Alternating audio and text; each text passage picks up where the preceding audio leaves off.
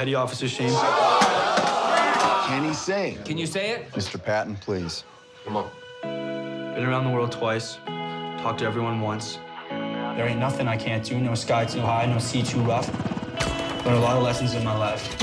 Never shoot a large caliber man with a small caliber bullet. Anything in life worth doing is worth overdoing. Moderation's for cowards. I'm a lover. I'm a fighter. I'm a UDT Navy SEAL diver. I always thought the SEALs were, the finest unconventional warriors the United States of America has, so I just wanted to be part of them. The small, quiet brotherhood of SWCC really appealed to me. I mean, I knew it was going to be hard, but it's just like a whole nother level. Was that you don't want to be the good man who does nothing. So my parents had always had this philosophy of service, and that service is important. My SEAL training class started with 246 guys. We graduated 26 originals. The barrier for entry to becoming Navy SEAL is going through the gauntlet that they call BUD/S, Basic Underwater Demolition SEAL Training. It's generally considered the hardest military training in the world.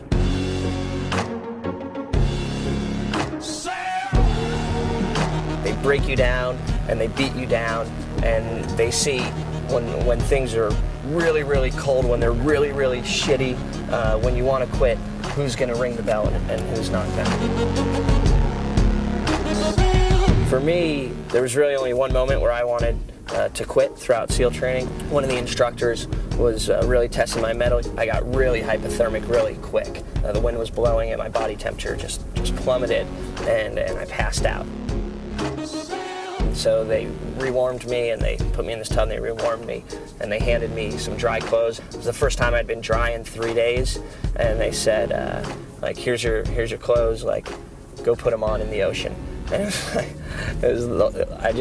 the life of me, I just didn't want to be cold, wet, and sandy anymore. So there was that momentary hesitation, and then you push through it. You push through your own pain, you push through your own discomfort in order to accomplish the mission, and that's what they're looking for.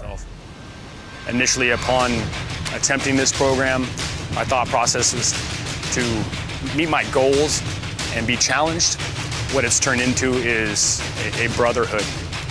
The brotherhood and the solidarity between operators at the SEAL team is something I don't know you can experience anywhere else.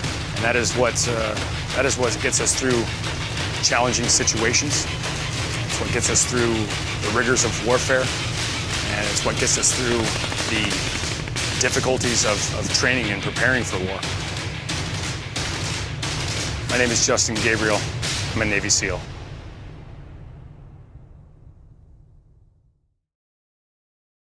2, we terminate the compromise. We cannot do that. I don't care. I care about you. I care about you. I care about you. While watching the film is, first of all, just the hopelessness of the situation, how horrific it was, and also just all that loss of life of these brave American men. And I was torn about the message of the film in the same way that I think I am about the war in Afghanistan itself. I don't want any more senseless American death, and at the same time I know that there are bad people there and good people who need help. Was that intentional? Well, I don't know what part of the film you were watching, but hopelessness never really came into it. I mean, where did you see that? Because there was never at a point where just felt like we were hopelessly lost or anything like that. We never gave up or never felt like that we were losing until we were actually dead. I mean, that never came across in the battle and while we were fighting on the mountain, and it was just us against them. Forget hopelessness, just the sense of all these wonderful people who died. It seemed senseless. I don't mean to disrespect in any way, but it seemed senseless, all these wonderful people who were killed for an op that went wrong. We spend our whole lives trained to defend this country, and then we were sent over there by this country. So you're telling me that because we were over there doing what we were told by our country that it was senseless and they died for nothing? No, I'm not saying that at all. That's what you said. So let me just say that, yeah, it went bad for us over there, but that was our job. That's what we did. We didn't complain about it. We went out there and did what we did best, and at the end of it, we weren't standing. They were. We were lucky. No, excuse me, I was lucky. And the rest of the guys, we fought as hard as we possibly could and never felt sorry for ourselves while we were out there. This was the job. We were going after a high value target, and it just got switched on us. Maybe it's just the difference between what a civilian feels when he watches this versus what a soldier does. Absolutely. I mean, I completely agree. You know, but I don't think his opinion is never going to change. That's his job. You know, he feels. Oh, I respect it. Oh, I understand. I understand. You know, the more time I spend with Marcus, the more I really start to understand who they are and what they do for us, and it's pretty amazing. Worms Horse Auctions, I think the 27th. That means if I cut down the trees behind the stable, I get a discount for your horse. Do they sell Arabic horses? First of all, it's not an Arabic horse, okay? It's an Arabian horse. Arabic. You're from New York, okay? How much is an Arabic horse? It's an Arabian horse, dude. How much is an Arabian horse? No less than 15 grand. 15 grand. A hell of a wedding present. Is that redhead a bridesmaid? Melissa? The redhead, dude. The one with freckles on her nose. A cute one from the Coldplay concert. That's Melissa. Well, is she coming? She's a bridesmaid. Yeah. Is she coming? She's a bridesmaid. Yes. Well, did she ask about me? No.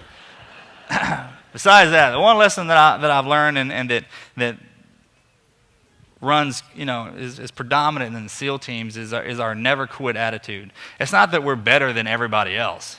You know what I mean? It's just you have to basically kill us before we stop getting up and coming after you.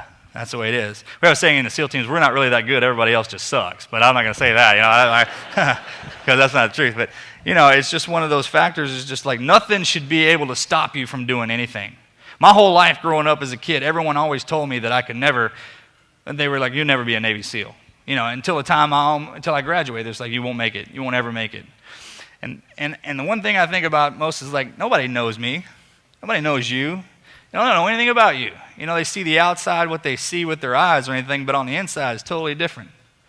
No one can stop you from doing anything, ever, if you're committed to yourself. I got people coming up to me sometimes and just like, you know what, I could never do this, or I couldn't do that, and I just want to, you know, because if you come out of the gate telling yourself that you can't do something, then you're already done. All right, you ain't got to worry about that. There's going to be plenty of people around everywhere telling you can't do something. I don't care how old you are or what your gender is or whatever it is. It doesn't matter.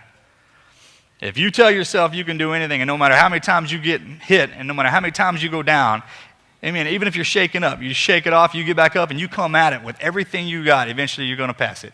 Or you're going to be dead. And if you're dead, what's the big deal anyways, right? So that was the one lesson that I learned really well in my career, was the fact that no matter how hard I got hit, just as long as I kept getting back up and going at it, that eventually I would pass what was thrown at me.